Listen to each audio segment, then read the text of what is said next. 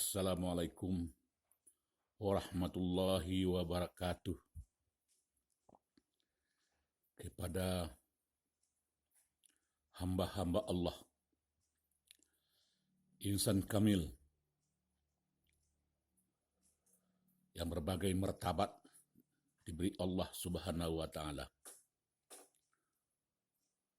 Selamat kita bertemu di channel Ruhul Kudus yang berlabel La ilaha illallah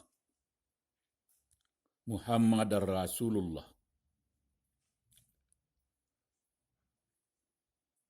Petualang cinta kembali bertafakur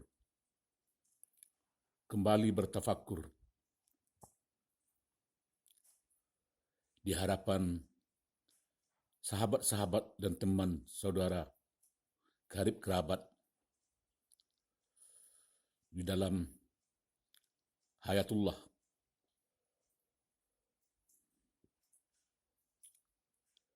yang bernama waliullah, yang bernama muqarrabin, ahli Allah, yang bernama muhsinin, muslihin, bernama muttaqin, mursyidin, orang-orang yang ingin membebaskan diri daripada ikatan dunia. Dunia hanyalah sebagai ujian sementara, sebagai alam tes bagi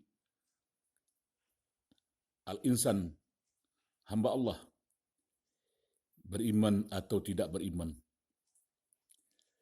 Sekarang kita hadir di channel ini untuk bertafakur.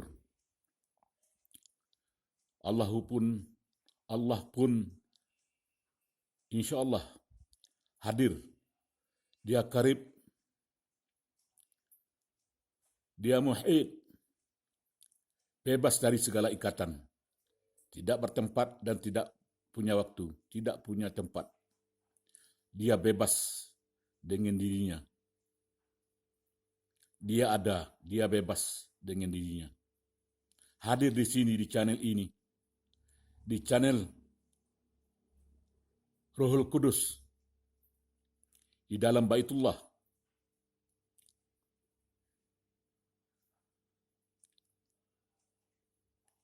Semua perindu pencinta Allah, setiap Ruhul Kudus menyebut nama Allah.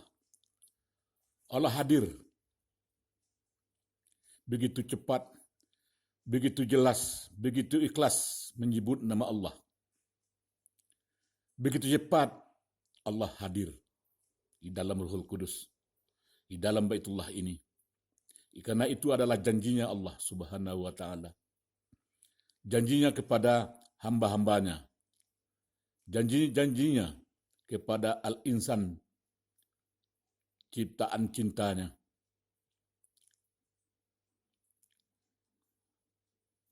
Kembali kita untuk bertafakur.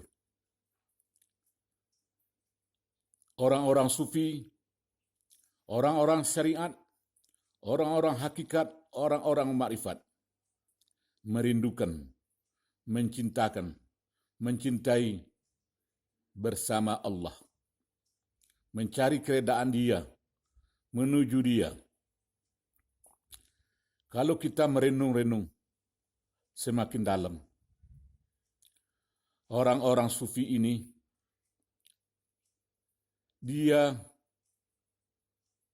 bertafakur akan dirinya, bahwa dirinya terdapat 3 hal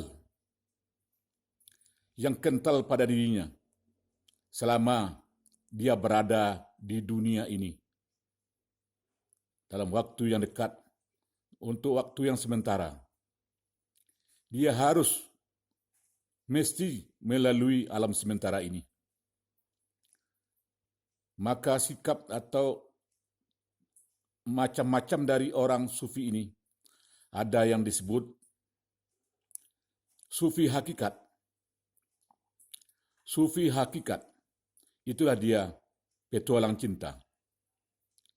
Sufi hakikat, orang-orang rindu dan cinta kepada Allah untuk bersama Allah dengan berlapis-lapis perjalanan yang dilewati hanya tertuju kepada anta maksudi wa ridaka matlubi. Allah yang dituju, reda Allah yang dicari, reda Allah yang dimaksud. Anta maksudi, Allah yang dimaksud, wa ridaka matlubi, reda Allah yang dicari. Ini orang-orang sufi.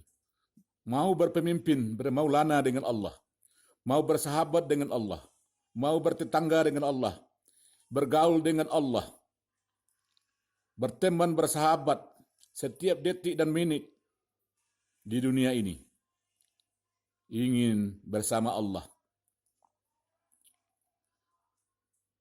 Orang-orang sufi ini, orang-orang cinta Allah ini, rindu Allah ini, petualang Allah ini, dinamakan orang sufi harta, sufi hakikat. Kesenangan hati, kesenangan diri, kesenangan seutuh diri, jasmani dan rohani, dengan seluruh lapisan-lapisannya yang paling dalam, yang paling jauh, seluruhnya menghadap kepada rindu cinta Allah dengan harapan reda Allah untuk dapat menuju Allah. Dia menyenangi akan berzikir, bertasbih, memuja, memuji, bertahlil pada dirinya. Inilah kesenangan orang sufi. Inilah kesenangan orang sufi. Berzikir, bertahlil, merenung, bertasbih, membaca Al-Quran, melakukan rukun iman yang 6, rukun Islam yang 5. Ini kesenangan-kesenangan, kelezatan-kelezatan petualang cinta. Kaum-kaum sufi hakikat ini. Inilah kebahagiaan pada dirinya. Inilah kebahagiaan pada batinnya. Ini satu macam daripada orang sufi, yaitu sufi hakikat, sufi hakikah. Ada lagi yang lebih keras daripada sufi hakikah, adalah sufi harta. Orang sufi harta ini ya bergaul dengan Allah, berpemimpin dengan Allah, bersahabat, berteman, bersaudara, berakrab, bermukarrabin dengan Allah. Setiap detik, setiap menit, setiap saat, selalu dalam keredaan Allah, selalu dalam menuju Allah. Rindu dan cintanya menuju Allah untuk mendapatkan harta dunia dan harta hari akhirat. Harta dunia, harta zahir dan harta batin. Ini adalah sufi harta. Sufi yang kedua, sufi harta. Sebab Allah itu adalah maharaja di raja yang amat kaya. Al-Mughni, yang pemberi kekayaan, yang kaya dan pemberi kekayaan. Al-Mughni, Ghaniyu, Razak, pemberi rezeki, pemberi rezeki, pemberi harta, pemberi pangkat, pemberi harta dunia, pemberi harta akhirat. Pemeliharaan Allah itu tiada batas. Betapapun jumlah makhluknya di alam dunia ini, diberikannya berapa besarnya kebutuhan makhluk di muka dunia, niscaya harta Allah itu tidak akan habis-habis, harta batin dan harta zahir daripada Allah Subhanahu wa taala. Tidak pantas seorang sufi harta berputus asa, melepas diri daripada perjuangan menuju Allah dan mencari keridaan Allah. Orang sufi harta ini juga selalu berusaha keras untuk mengumpulkan harta yang sebanyak-banyaknya. Harta yang diridai Allah, harta yang diberkati Allah, harta yang dirahmati Allah, harta yang dikurniakan Allah. Berbagai cara dan sistem untuk mendapatkan harta Allah yang limpah ruah, yang diridai itu. Jadi sufi harta ini setiap detik, setiap saat dia beribadah dengan harta benda, dengan mengumpulkan harta dengan Allah, bersama Allah. Dengan Allah dia mengumpulkan harta, mengumpulkan jabatan, mengumpulkan pekerjaan, mengumpulkan pangkat, mengumpulkan dunia, mengumpulkan akhirat. Dengan berusaha keras mengumpulkan harta yang diridai Allah Subhanahu wa taala.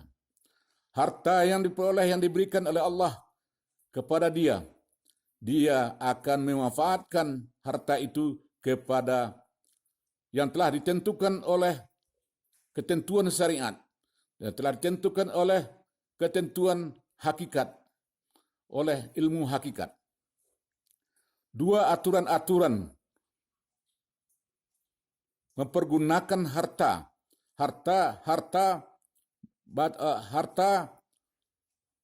batin dan harta syariat, harta hakikat dan harta syariat, ditunjukkan cara-cara mempergunakannya. Ditunjukkan cara-cara mengontrak dengan Allah Subhanahu wa taala. Cara berusaha halal, cara mempergunakannya halal kepada hal-hal yang dah ditentukan oleh Allah Subhanahu wa taala. Tidak heran jika ada sedekah di alam syariat, juga ada sedekah di dalam hakikat. Ada zakat di dalam hakikat, ada juga zakat di dalam ilmu syariat. Inilah pandang hidup seorang sufi harta. Jika diperoleh aturan-aturan mengenai zakat,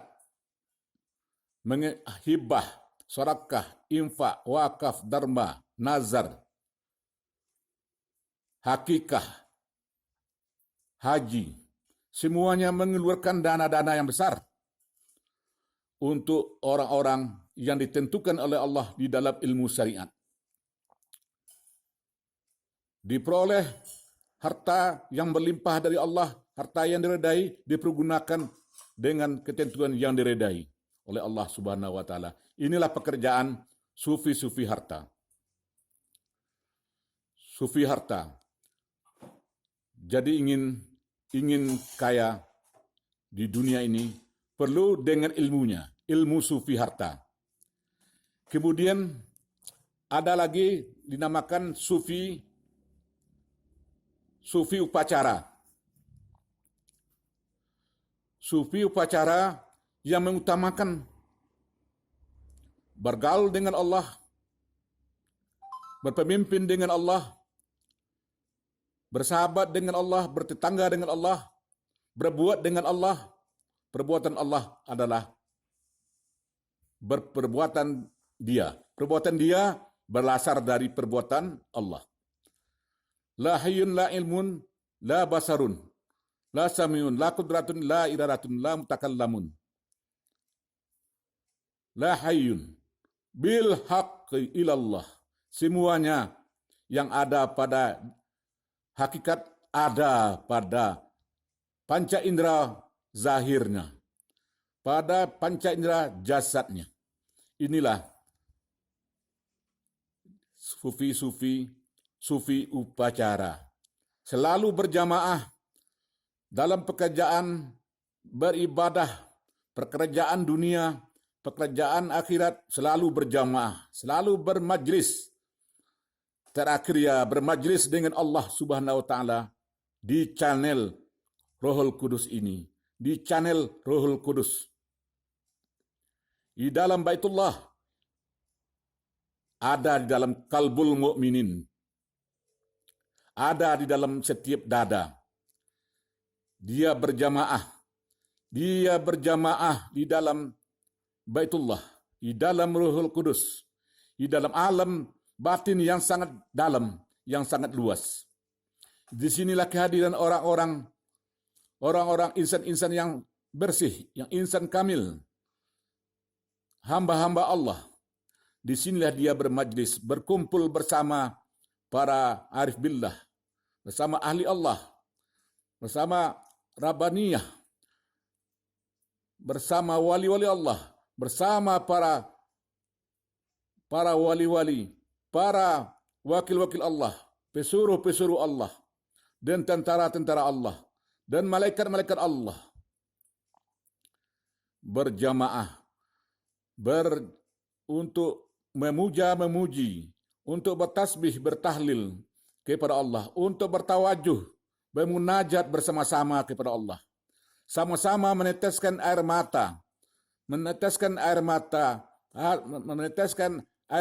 nurani, meneteskan air mata Ruhul Kudus, meneteskan air mata jasmani dan rohani di hadapan Allah dan di hadapan jamaah yang suci-suci, di hadapan para muqarrabin, di hadapan para muslihin, muhsinin, mu'minin, muttaqin, mursidin, di dalam channel yang mulia ini, di dalam channel Allah, di dalam channel Rohul Kudus, insan kamil mukamil, insan yang paling sempurna.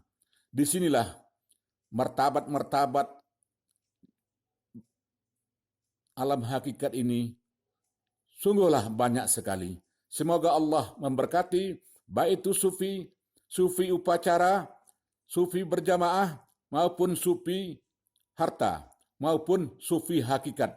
Ketiga-tiga jenis sufi ini dipandang baik oleh Allah Subhanahu wa taala. Itu adalah cara hambanya mencari suatu kebenaran, mencari al-haq, mencari keredaan Allah, menuju Allah. Wasilah-wasilah ini Allah meredainya.